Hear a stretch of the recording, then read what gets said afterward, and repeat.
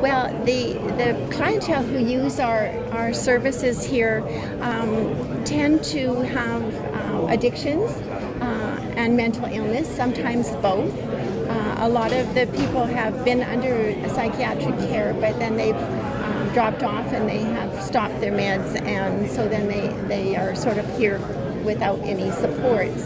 So trying to work with people in programming, it became evident that they came with addictions, yes, but they came with mental illness and a lot of abuse and trauma and all those kind of things. So how do you help somebody get as good as they can be? And it's no different than anybody else, and that you've got to deal with the trauma and you've got to deal with the mental illness. And so we were starting to use a lot of services in the community, trying to get them into the Alberta mental health programs, but there's a long list of waiting time, and so it was hard to get that. So with having a psychiatrist on board has made it very useful, so that people are learning new skills so that they can manage their own life and move on is the goal.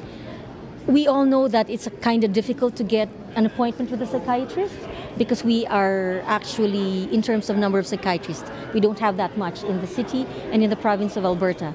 So being able to provide that service to the homeless and to the marginalized is a big thing.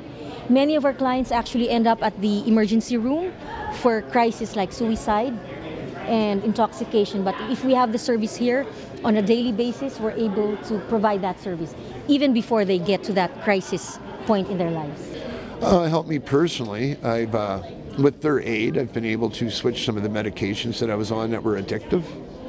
And it's far more personable than a walk-in medical clinic or an emergency room, because you can build a rapport with one of the doctors.